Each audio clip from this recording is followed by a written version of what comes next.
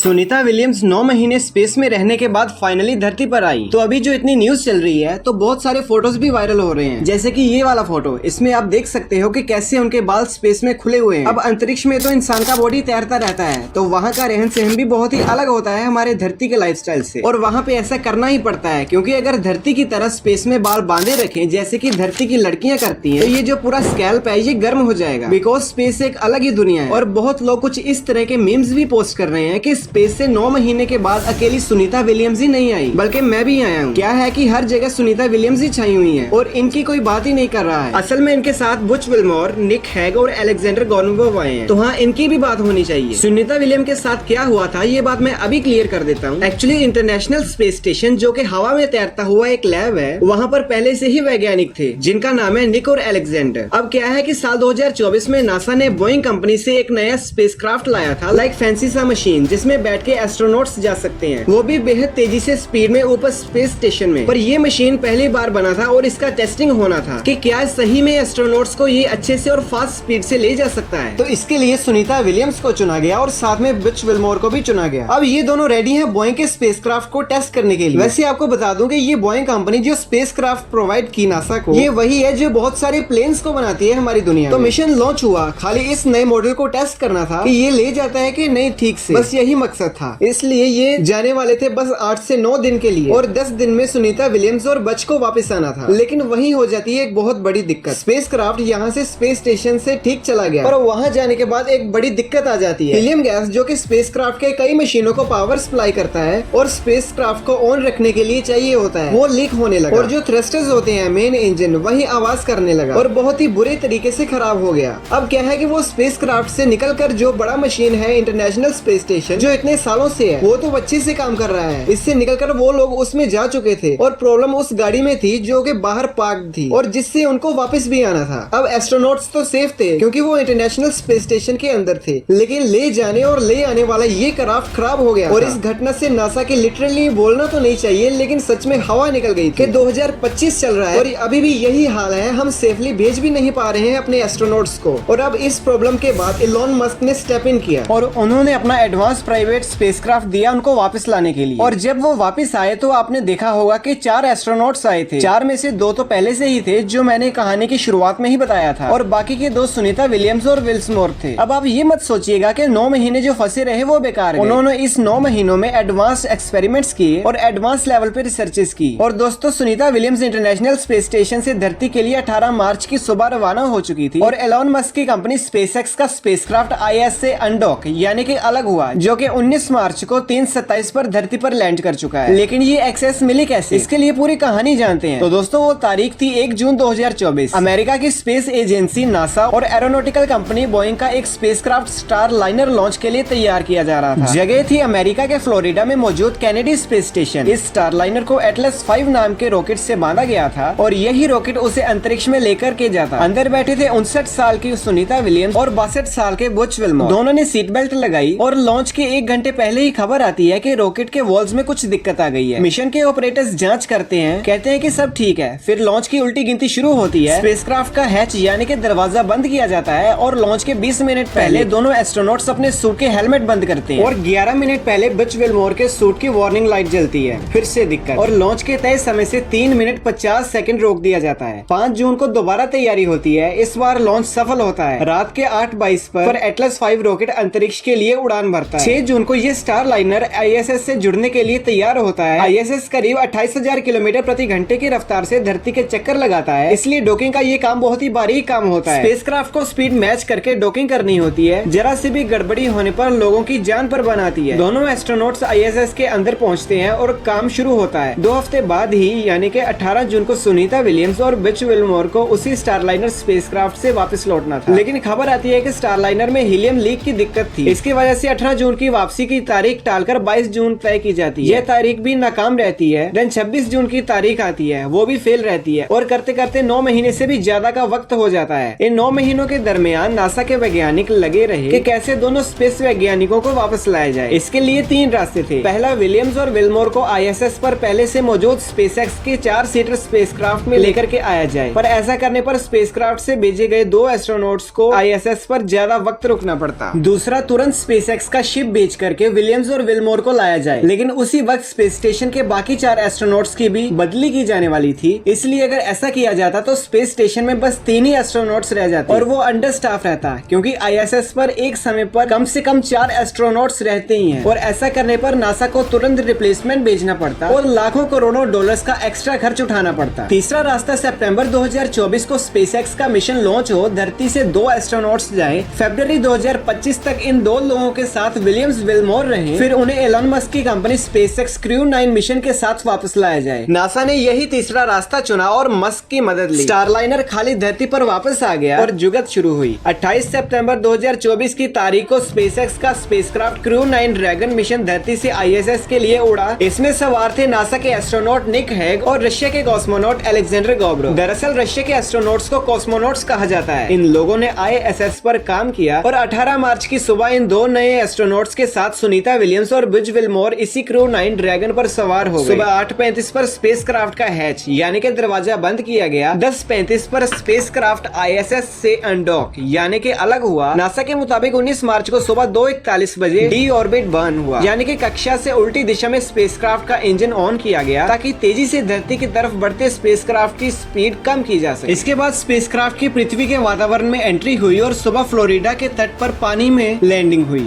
लगभग समय था 3:27। स्पेस से लौटने के बाद सुनीता विलियम नासा के वैज्ञानिकों से मिली, अपने साथियों और परिजनों से मिली और ज्यादा संभावना है कि वो भारत भी आएंगी और प्रधानमंत्री नरेंद्र मोदी से भी मिलेंगी। दरअसल प्रधानमंत्री मोदी ने सुनीता विलियम को पत्र लिख करके भारत आने का न्योता दिया था। 1 मार्च को ये पत्र लिखा गया, जिसे नासा के पूर्व अंतरिक्ष यात्री माइक मैसिमिनो के माध्यम से सुनीता विलियम्स को भेजा गया। इस पत्र को केंद्रीय मंत्री जितेंद्र सिंह ने सोशल मीडिया मंच एक्स पर शेयर किया। उसमें लिखा है कि भले ही आप हजारों मील दूर हैं, लेकिन आप हमारे दिलों के बेहद करीब हैं। भारत के लोग आपके अच्छे स्वास्थ्य और आपके मिशन की सफलता के लिए प्रार्थना कर रहे हैं। आपकी वापसी के बाद हम भारत में आपसे मिलने को उत्सुक हैं। भारत के लिए अपनी सबसे प्रतिभाशाली बेटियों में से एक मेजबानी करना खुशी की बात होगी, लेकिन भारत यात्रा हो या परिजनों से मिलना, ये सब कुछ इतनी जल्दी नहीं हो सकेगा। धरती पर लौटने के बाद सुनीता विलियम्स को कई बदलावों का सामना करना पड़ेगा। ये बदलाव या दिक्कत तमाम अंतरिक्ष यात्रियों को लंबे समय तक स्पेस की जीरो ग्रेविटी में रहने के कारण होती है। सबसे पहली चीज तो ये होती है कि उन्हें धरती की ग्रेविटी के साथ एडजस्ट करने में दिक्कत होती है। वो सीधा खड़े भी नहीं हो पाते। कई बार तो कई एस्ट्रोनॉट्स तो चक्कर खा के गिर पड़ते हैं। अगली बड़ी दिक्कत होती है बोन डेंसिटी की। दरअसल ज्यादा समय स्पेस में रहने पर एस्ट्रोनॉट्स की हड्डियों का घनत्व कम हो जाता है, और ऐसा इसलिए होता है क्योंकि उन पर वजन नहीं पड़ता। इसी वजह से स्पेस में भी एस्ट्रोनॉट्स लगातार कसरत करते रहते हैं, और ISS में एक जिम भी मौजूद है। इसके अलावा एक बड़ी दिक्कत होती है डाइजेशन से जुड़ी हुई। एक्चुअली हमारा जो डाइजेस्टिव सिस्टम वो ग्रेविटी के असर से प्रभावित होता रहता है, इसीलिए ही स्पेस में एक अलग ही टाइप का डाइट प्लान फॉलो किया जाता है। धरती पर लौटने पर उन्हें खाना पचाने में दिक्कत हो सकती है। इन दिक्कतों से पार पाने के लिए अंतरिक्ष यात्रियों को कुछ प्रोग्राम्स फॉलो करने होते हैं। धरती पर लौटने के बाद एस्ट्रोनॉट्स को सबसे पहले कैप्सूल से निकाला जाता है और स्ट्रेचर पर लेटाया जाता है, क्योंकि धरती पर तुरंत चलने में उन्हें दिक्कत हो सकती है। फिर उन्हें मेडिकल एग्जामिनेशन के लिए ले जाया जाता है। इसमें एस्ट्रोनॉट्स की दुरुस्त तबीयत की तस्दीक की जाती है और फिर उनसे लगातार एक्सरसाइज करवाई जाती है, जिससे उनकी हड्डियों की डेंसिटी बढ़ाई जा सके ताकि वो अपने पैरों पर खड़े हो सके। हालांकि सुनीता विलियम्स को शायद इतनी मेहनत ना करनी पड़े, क्योंकि वो पहले से ही एक्सरसाइज करती रहती है। और रवानगी के पहले उन्होंने लाइव साइंस नाम की मैगजीन को बताया कि वो धरती की ग्रेविटी का मुकाबला करने के लिए पिछले 9 महीनों से ट्रेनिंग कर रही हैं और वो तैयार हैं। फिर भी उन्हें फिक्स रिहेबिलिटेशन प्रोटोकॉल फॉलो करना पड़ेगा, जिसमें एक्सरसाइज, मसल्स और बैलेंस मेंटेन करने के लिए फिजिकल थेरेपी और साइकोलॉजिकल सपोर्ट शामिल है। आपको बता दें कि सुनीता विलियम की वापसी को लेकर के भारत में क्या हो रहा है, क्योंकि वो मूलतः गुजरात के महसाना के जुलसाना गाँव की रहने वाली है, इसलिए उनके गाँव में पिछले कुछ दिनों से पूजा अर्चना की जा रही है। जगह जगह सुनीता विलियम्स की तस्वीरें लगाई गई और कामना सुनीता सकुशल वापस लौट आए।